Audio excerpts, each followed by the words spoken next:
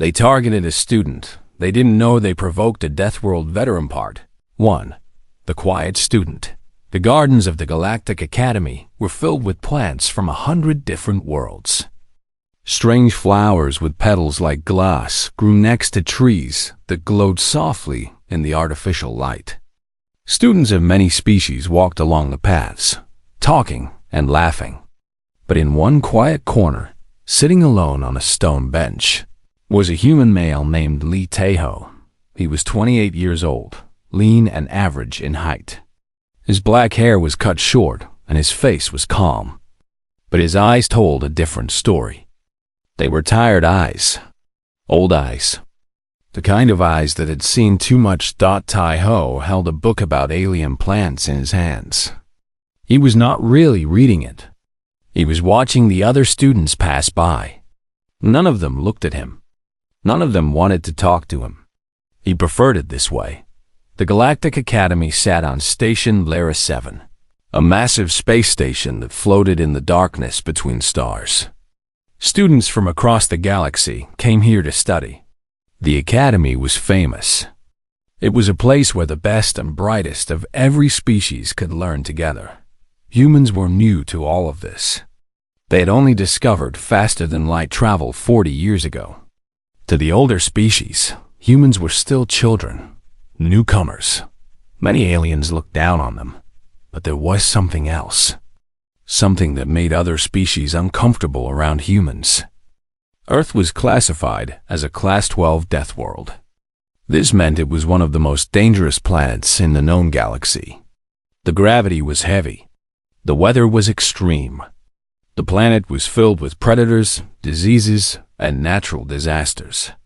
Most species could not survive on Earth for even a day. Some aliens feared humans because of this. They called them Deathworlders. But most aliens simply did not believe the stories. When they looked at humans, they saw small, soft creatures with no claws, no armor, and no natural weapons. How could such weak beings come from a dangerous world? Taeho knew what they thought of him. He did not care. He had not come to the Academy to make friends or prove anything. He had come here to escape. A shadow fell across his book. He looked up and saw a young woman with long black hair and a bright smile. Her name was Kim Yuna, and she was one of the few humans at the Academy. She was 24 years old and studied alien biology. "You are always sitting alone," she said, sitting down next to him. "It is not healthy." Taeho closed his book. "I like being alone." "No, you do not," Yuna said. "You just think you do." Taeho almost smiled. Yuna was one of the few people who could make him feel something other than empty. They had met in their first week at the Academy. She had recognized something in him that others could not see. She knew he had served in the military. She knew he had been in the war. She did not know all the details, and she never pushed him to share. "Have you eaten today?" she asked. "I had breakfast. That was 8 hours ago." She stood up and grabbed his arm. "Come on, you need food." Taeho let her pull him to his feet. He did not have the energy to argue. They walked together toward the main hall of the Academy. It was a huge open space with high ceilings and wide windows that showed the stars outside. Hundreds of students filled the hall, eating, talking, and studying. The noise was overwhelming. Taeho kept his head down and followed Yuna toward the food stations. But before they could reach them, someone stepped into their path. It was a tall alien with pale blue skin and silver eyes. His name was Voss, and he was a Kalari. The Kalari were one of the oldest and most powerful species in the galaxy. They were proud, elegant, and believed themselves to be superior to all others.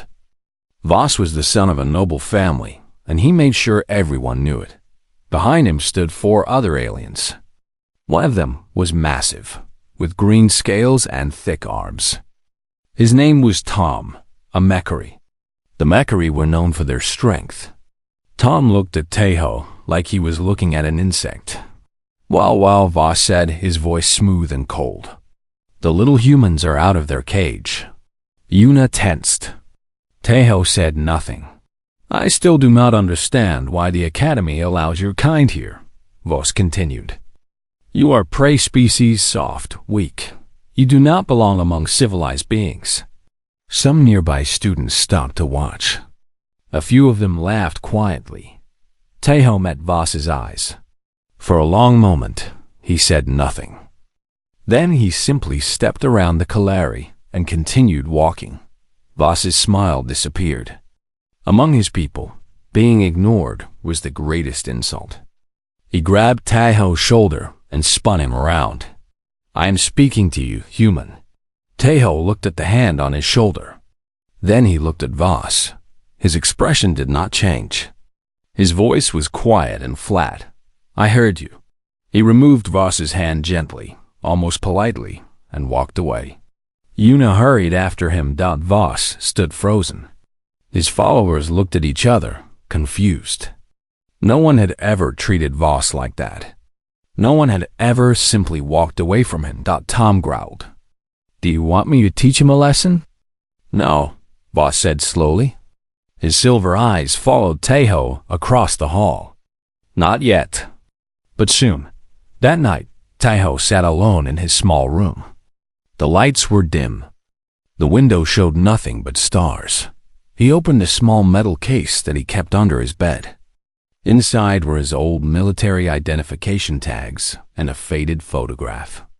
The photograph showed a group of young soldiers in dirty uniforms. They were smiling. Taeho was among them, younger and less broken. Of the 12 people in the photo, only 3 were still alive. Taeho's hands trembled as he held the picture. Memories came flooding back. The sound of explosions. The screams of the dying. The smell of blood and smoke. He closed his eyes and tried to push the memories away. I came here to forget, he whispered to himself. I came here to forget. He put the photograph back in the case and closed it. Then he lay down on his bed and stared at the ceiling until sleep finally took him. In his dreams, he was back on the battlefield. And no matter how far he ran, he could never escape. They targeted a student. They didn't know they provoked a Deathworld veteran part. 2. Escalation. The days that followed were not easy for Elite Taeho. Voss had not forgotten the insult in the main hall. For a Kalari noble, being ignored was worse than being attacked. It burned in his mind like a fire that would not go out. So Voss began his campaign. It started small.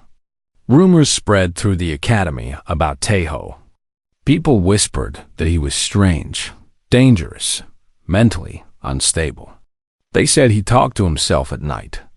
They said he had been kicked out of human society and sent to the academy as punishment. None of it was true. But lies have a way of spreading faster than truth. Then came the sabotage. Taeho's research projects were deleted from the academy computers. His assignments disappeared. When he tried to speak to his professors, they looked at him with suspicion.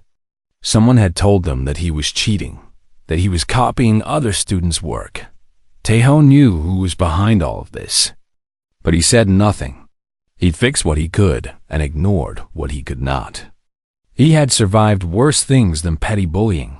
Yuna watched all of this with growing anger. She was not as patient as Taeho. You need to report him, she said one afternoon. They were sitting in the library, surrounded by glowing screens and floating books. This is harassment. The academy has rules. The academy has rules for normal students, Taeho said quietly. Voss is not a normal student. His family is powerful. Nothing will happen to him. So you will just let him do this to you? Taeho looked at her. His eyes were tired but calm. I have learned that some battles are not worth fighting. This is one of them. Yuna wanted to argue, but she could see that his mind was made up. She sighed and went back to her studies. But Voss was not satisfied with just hurting Taeho. He wanted to break him completely, and he knew exactly how to do it. 3 days later, Yuna was walking alone through one of the quieter corridors of the station. She was returning from a late study session. and the halls were nearly empty. The lights were dim, and her footsteps echoed on the metal floor. She did not see them until it was too late. Voss stepped out of the shadows in front of her. Tom and two other aliens appeared behind her, blocking her escape. She was surrounded. "Hello, little human," Voss said with a cold smile. "I think it is time we had a conversation."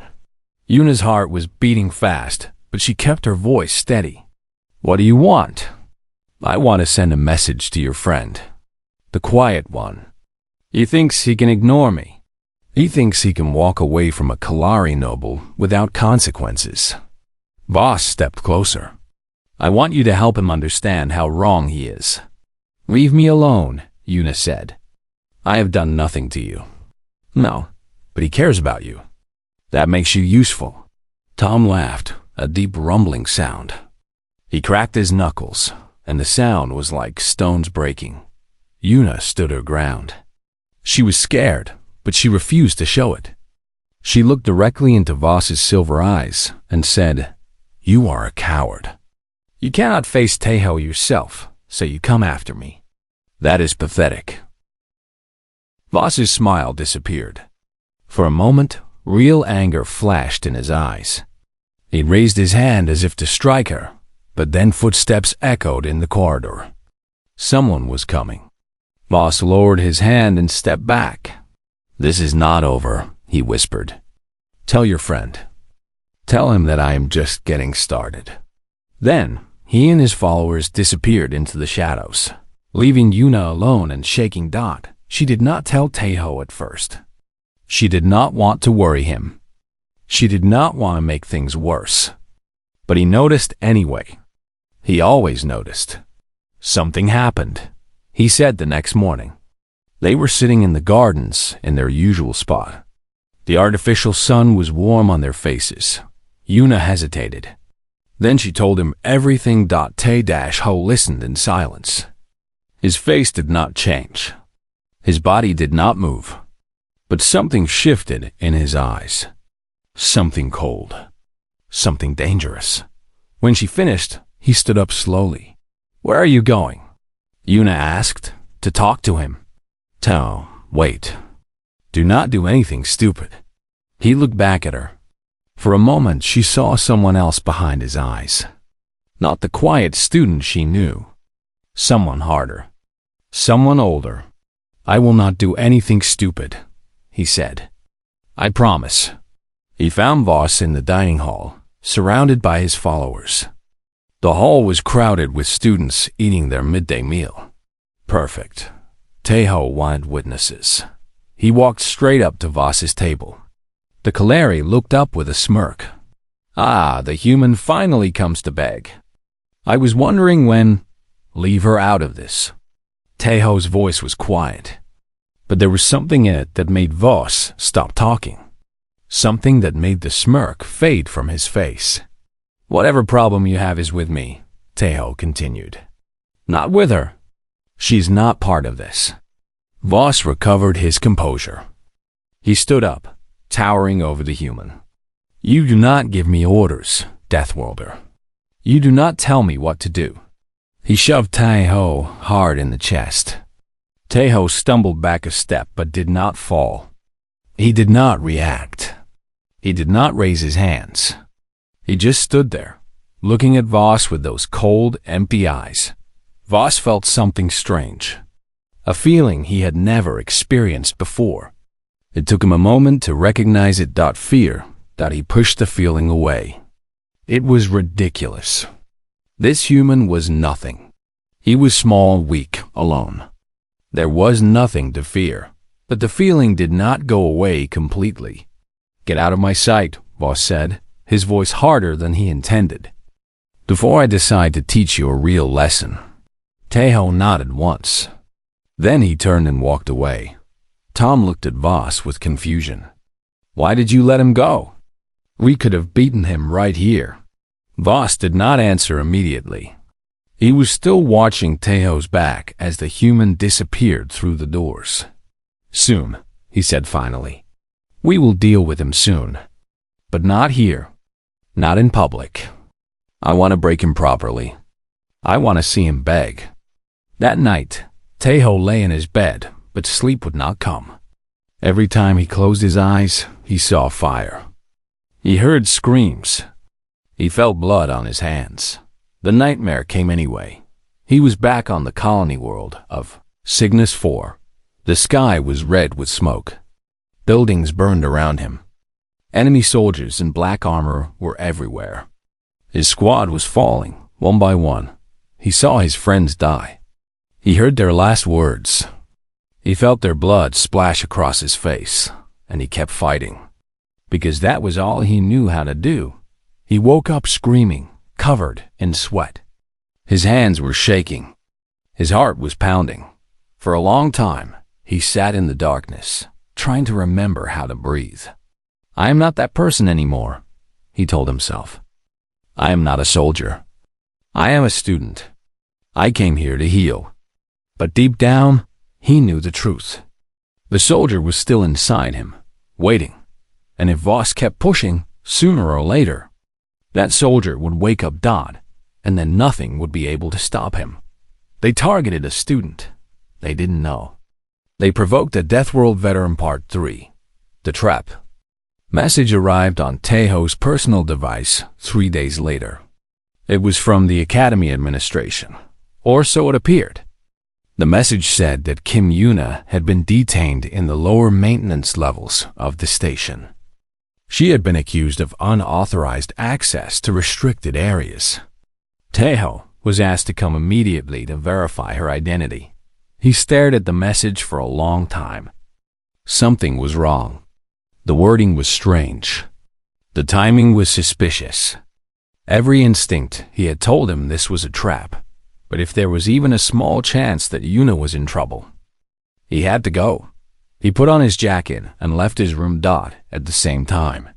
Yuna was sitting in her own room when a similar message appeared on her device. This one said that Tejo had been injured in an accident in the lower levels and was asking for her . Her heart stopped. Without thinking, she grabbed her communicator and ran out the door. But instead of going to the lower levels, she made a call first. The face that appeared on her screen belonged to a man named Park Day. He was 30 years old, with a strong jaw and serious eyes. He worked for Terran intelligence, but more importantly, he had been Tejo's squad leader during the war. Yuna? What is wrong? His voice was sharp with concern. Something bad is happening, she said quickly. Tejo has been targeted by some alien students. They have been harassing him for weeks. Now I got a message saying he is hurt, but I think it might be a trap. Day's face went pale. Where is he now? The message said the lower maintenance levels. Listen to me carefully. Day leaned forward, his eyes intense.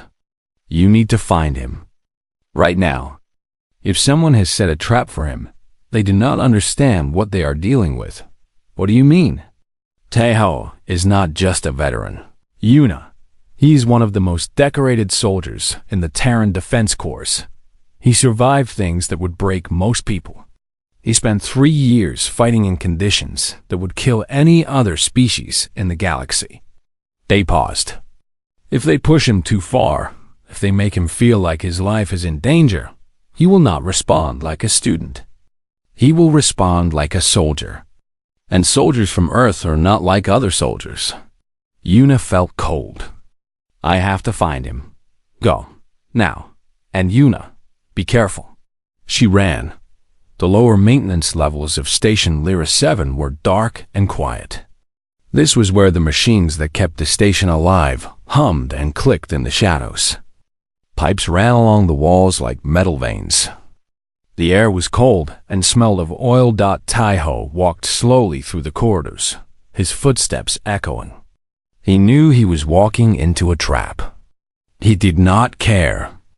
If Voss wanted a confrontation, he would give him one. He turned a corner and found them waiting. Voss stood in the center of the corridor, his arms crossed over his chest. Tom was beside him, massive and eager. 4 other aliens stood behind him, blocking any escape. They were all smiling. You actually came, Voss said, laughing softly. I did not think you would be so stupid. Taeho stopped. His face was calm. His hands hung loosely at his sides. Where is Yuna? She is not here.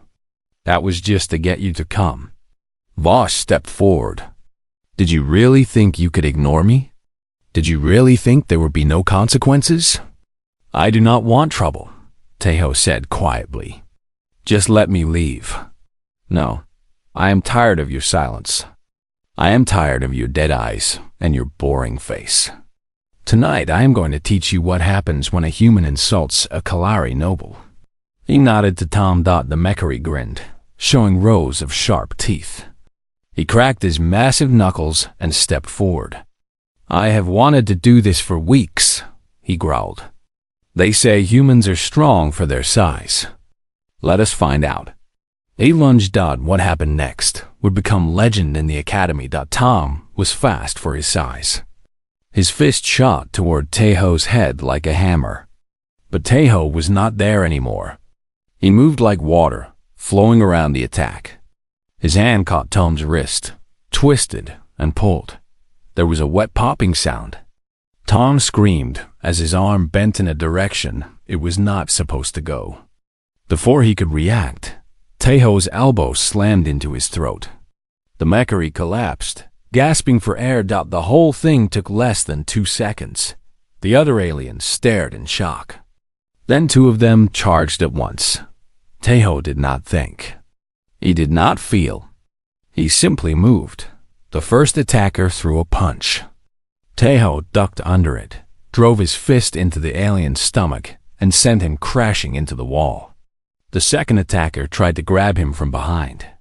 Taeho dropped low, swept his legs out from under him, and slammed his knee into the alien's face as he fell. 2 more down. 4 seconds total. The remaining 2 attackers hesitated. They had expected an easy fight. They had expected a weak human begging for mercy. What they got was something else entirely.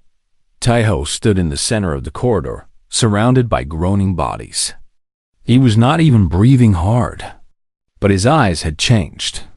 They were no longer empty. They were focused, sharp, the eyes of a predator. One of the remaining aliens turned and ran. The other threw a desperate punch. Taeho caught his fist, twisted his arm behind his back, and shoved him face first into the floor. Then it was just Taeho and Voss. The Kalari noble had not moved. He stood frozen, his silver eyes wide with terror. His legs were shaking. His body wanted to run, but his pride kept him in place. Taeho walked toward him slowly. What are you? Voss whispered. I am human, Taeho said. His voice was flat, without emotion. I am from Earth, a Class 12 Deathworld. My species evolved surrounded by predators, diseases, and disasters. We learned to survive. We learned to fight. We learned to never give up. He stopped directly in front of Voss. They were close enough to touch. You called us weak. You called us prey. You thought you could break me. Taeho's voice dropped to a whisper. You were wrong. Voss stumbled backward. His back hit the wall. He had nowhere to go. Taeho raised his hand. Voss flinched, expecting pain. But Taeho did not strike him. Instead, he lowered his hand and looked at it. His fingers were trembling. Not from fear, from the effort of holding back. I did not want this, Taeho said quietly. His voice had changed. The cold focus was fading, replaced by something that sounded almost like sadness. I came here to get away from violence. I came here to find peace. I did not want to hurt anyone. He stepped back. Go, he said. Take your friends and go. Voss did not need to be told twice. He scrambled away, dragging Tom and the others with him. In moments, they were gone. Taeho stood alone in the dark corridor. He looked at his hands again. They were still shaking. Behind him, he heard running footsteps. He turned and saw Yuna coming around the corner with a group of station security officers. She stopped when she saw the scene. The damaged walls. The marks on the floor. Taeho standing in the middle of it all. "Tao," she breathed. "What happened?" He did not answer. He just looked at her with eyes full of pain. "I tried to stop," he whispered. "I really tried." The security alarms began to wail. The lights flashed red. And somewhere in the distance, Voss was already planning his next move, but it did not matter. Everything had changed. The quiet student was gone. The soldier had awakened. They targeted a student. They didn't know. They provoked a Deathworld veteran. Part 4. Revelations. Emergency tribunal was held in the great council chamber of the academy.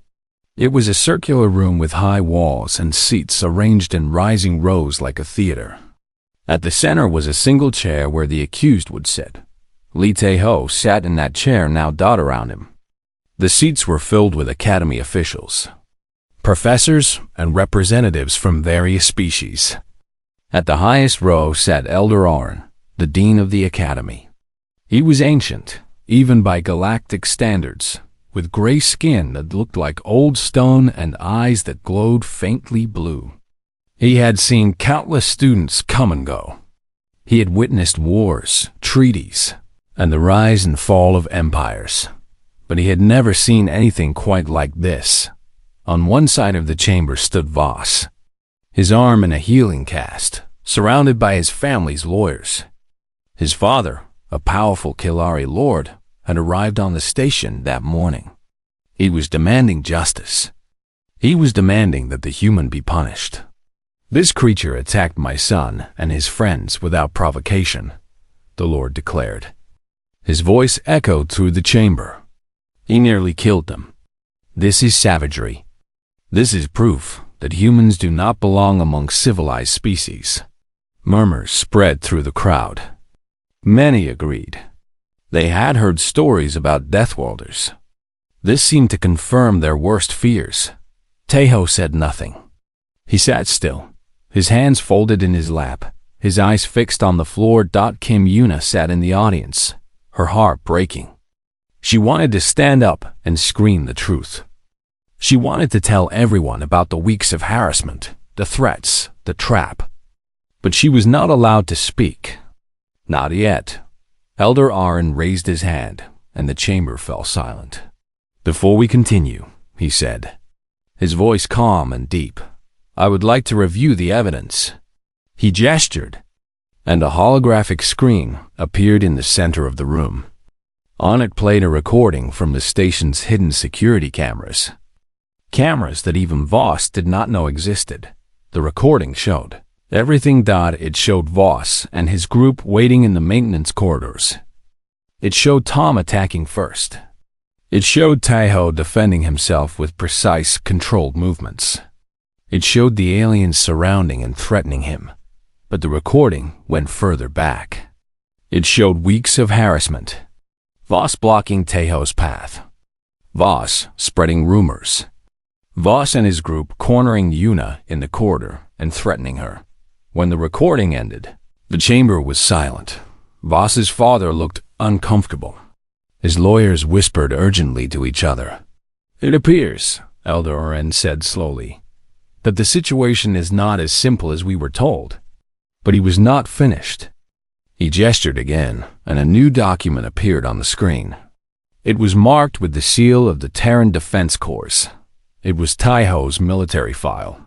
"I took the liberty of accessing the human's background," Elder Arn continued, "with permission from the Terran government. What I found was quite remarkable." Taeho finally looked up. His face was pale. The document scrolled across the screen as Elder Arn read aloud.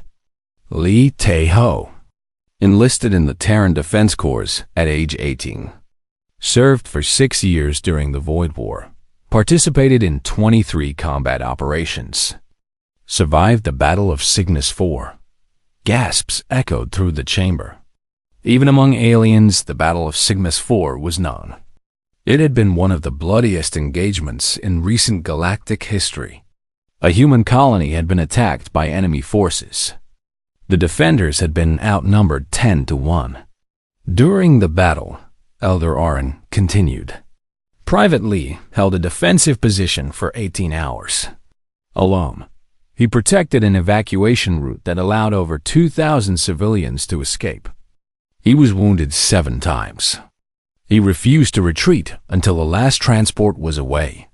The chamber was completely silent now. For his actions, he was awarded the Terran Cross, the highest military honor given by his species.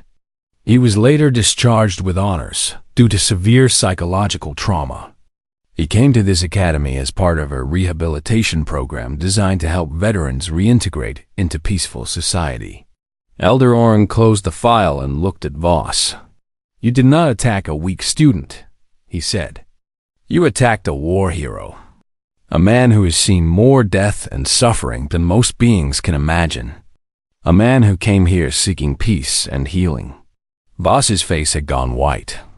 His father looked like he wanted to disappear. But then something unexpected happened. A female Kalari stood up in the audience. She was young, with the same silver eyes as Voss. Her name was Rena, and she was his sister. "May I speak?" she asked. Elder Oren nodded. Rena walked to the center of the chamber. She did not look at her brother. She looked at Taeho. "I witnessed my brother's campaign against this human," she said. Her voice was steady but quiet. "I saw the harassment. I heard the plans. I knew about the trap." She paused. "I did nothing to stop it. For that, I am ashamed." The chamber erupted in whispers.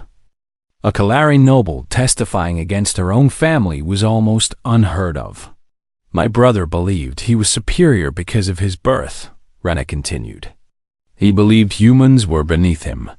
He was wrong, and I was wrong for staying silent." She turned to face the tribunal. The human acted in self-defense. He showed more restraint than any of us would have in his position. He could have killed my brother and his friends. He chose not to. That is not savagery. That is mercy. She sat down. Voss stared at her with a mixture of betrayal and disbelief. Elder Oren turned to Taeho. "Do you wish to speak?" Taeho stood slowly. For a long moment, he was silent. Then he spoke, his voice quiet but clear. "I did not come here to prove anything. I did not come here to show how strong humans are or how dangerous Earth is. I came here because I was tired. Tired of fighting. Tired of killing. Tired of watching people die." He looked at his hands. "I spent 3 years learning how to survive. Now I am trying to learn how to live again. I never wanted to hurt anyone, but I will not apologize for defending myself. And I will not apologize for protecting my friend." He sat back down. The tribunal deliberated for less than an hour. Voss and his group were found guilty of harassment, assault, and conspiracy. They were expelled from the academy and would face criminal charges on their homeworld. Voss's father left the station without speaking to anyone. Taeho was cleared of all wrongdoing. However, he was required to continue psychological counseling at the Academy Medical Center. After the tribunal ended, Elder Oren asked Taeho to stay behind. When the chamber was empty, the old dean approached him. "You show great restraint," Elder Oren said. "Most beings would have done much worse in your position." Taeho shook his head. "I almost did not stop. I almost let the soldier take over completely. But you did stop. That is what matters." Elder Oren placed a hand on his shoulder. "The galaxy underestimates your kind. They see your soft bodies and short lives and think you are weak. They do not understand what it means to come from a death world. They do not understand that every human carries inside them thousands of generations of survival." He smiled slightly. "Perhaps that is humanity's greatest advantage. Your enemies never see you coming." Taeho left the chamber and found Yuna waiting for him outside. She said nothing. She just hugged him. "It is over," she whispered. "No," Taeho said quietly. It is just beginning. And he was right up by the next morning. The story had spread across the entire station. The quiet human student who had defeated 6 aliens without breaking a sweat. The Deathworld veteran who had shown mercy to his enemies thought everything had changed. They targeted a student. They didn't know. They provoked the Deathworld veteran Part 5. The Deathworld legacy. 3 months had passed since the tribunal. The seasons had changed in the artificial climate of Station Lyra 7. And the Academy gardens were now filled with autumn colors from a dozen different worlds. Lee Tae-ho sat on his usual bench, reading a book. But things were different now. He was no longer invisible. He was no longer ignored. Students still whispered when he walked by. But the whispers had changed. They were no longer words of mockery. They were words of curiosity, of respect, and sometimes of fear. He did not mind the fear. Fear kept people at a distance, and distance was comfortable. What surprised him was everything else. A young Kalari student approached his bench nervously. His blue skin was pale, and his silver eyes were wide with uncertainty. He was new to the academy, barely old enough to be there. "Excuse me," the student said. "Are you Lee Tae-ho? The human?" Tae-ho looked up from his book. "Yes, I was wondering if I could ask you something. About Earth." Tae-ho studied the young alien for a moment. There was no hostility in his eyes, only genuine curiosity. "Sit down," Tae-ho said. The student sat quickly, as if afraid Tae-ho might change his mind. "Is it true that your planet has creatures that can kill with a single bite? And storms that destroy entire cities? And diseases that spread through the air?" Tae-ho almost smiled. "Yes, all of that is true. How do you survive?" "We adapt. We learn. We help each other." Tae-ho closed his book. "Earth is dangerous, but it made us strong. Not because we are the biggest, or the fastest, or the most powerful, but because we never give up. We always find a way." The young Kalari listened with wide eyes. When Tae-ho finished, he nodded slowly. "Thank you," he said. "I think I understand now." He stood up and walked away, but he looked back once with something like admiration in his eyes. Tae-ho watched him go and felt something strange in his chest. It took him a moment to recognize it. Hope. Kim Yuna found him later that afternoon. She was carrying a data pad filled with research notes and wearing a smile that made her look younger than she was. "I finished my paper," she announced, sitting down beside him. "The one about human evolution and Deathworld adaptation." "What did you find?" "Everything." Her eyes were bright with excitement. "I analyzed the genetic markers, the physiological adaptations, the psychological traits. Humans are remarkable, Tae-ho. Your bone density is higher than most species. Your immune systems are incredibly aggressive. Your bodies can heal from injuries that would kill other beings. And your brains are wired for persistence. You literally evolved to never give up." She showed him her data, charts and graphs and genetic sequences. The academy professors were impressed, she continued. They want me to present my findings at the next scientific conference. Can you believe it? A human student presenting research about humans to an alien audience. Tae-ho looked at her with genuine warmth. "You have earned it. I am proud of you." Yuna blushed slightly. "I could not have done it without you. You inspired me." That evening, Tae-ho received a message on his personal device. It was from Park Dae, his former squad leader. The face on the screen was older than he remembered, with more lines and gray hair. But the eyes were the same, sharp, serious, kind. "I heard about what happened," they said. "The incident made its way to Terran intelligence. You caused quite a stir.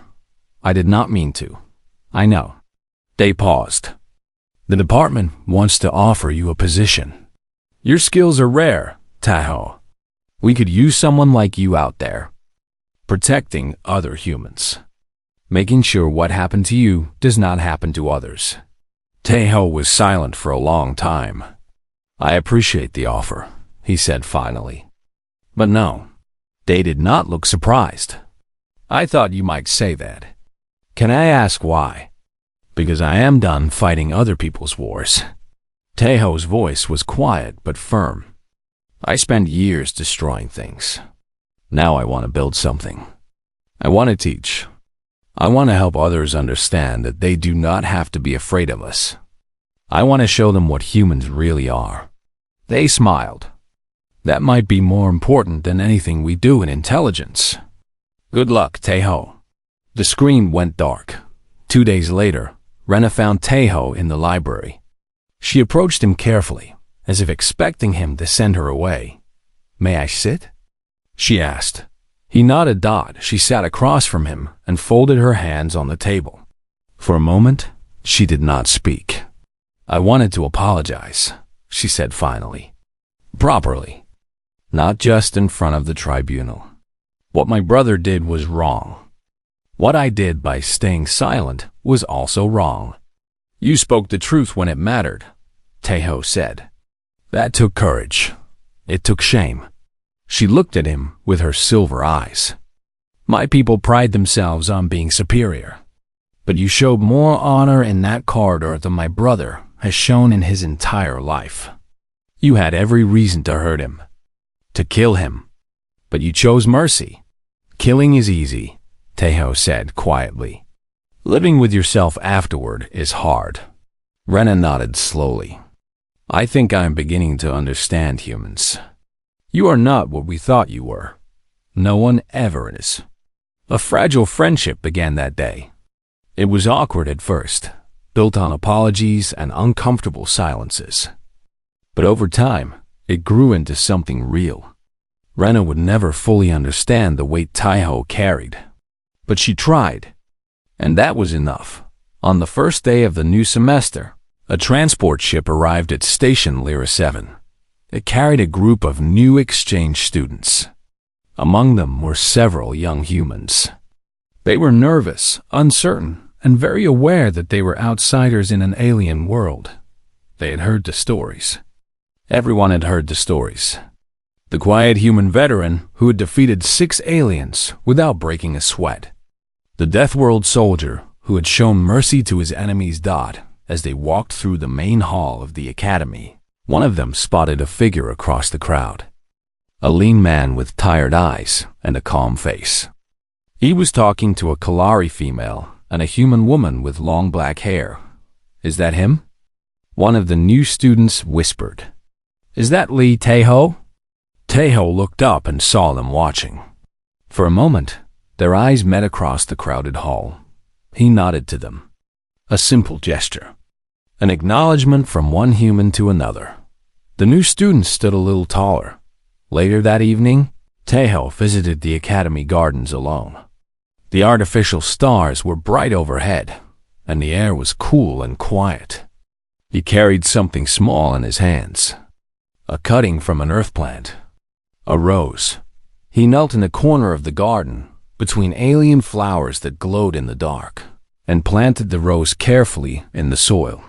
He watered it and covered its roots with gentle hands. Yuna found him there, as she always did. What are you doing? She asked, planting something from home. A rose? She knelt beside him. Will it survive here? Taeho looked at the small plant, fragile but determined in the alien soil. It will, he said. It survived on Earth. It can survive anywhere. Why a rose? He was quiet for a moment. Then he said, because it is like us. It has thorns to protect itself, but it also has beauty. It grows in difficult places. It survives against the odds. He touched one of the tiny leaves. I wanted to leave something behind. Something that says we were here. Something that shows what we are. Yuna put her hand on his shoulder. You already have. They sat together in the garden as the artificial night deepened around them. Somewhere on the station, young humans were finding their place among the stars. Somewhere, aliens were beginning to understand that the small, soft creatures from Earth were more than they appeared. And in the quiet corner of the garden, a rose from a Deathworld took root in alien soil and reached toward the distant light. The galaxy had always seen humans as newcomers, primitives, children, struggling to find their place among the stars. They did not understand that humanity was forged in fire, shaped by gravity, storms, predators, and endless struggle. They did not understand that every human carried within them the legacy of 10,000 generations of survivors. They did not understand that when you target a student, you might just awaken a soldier. And they did not understand that even soldiers can learn to plant roses. The end.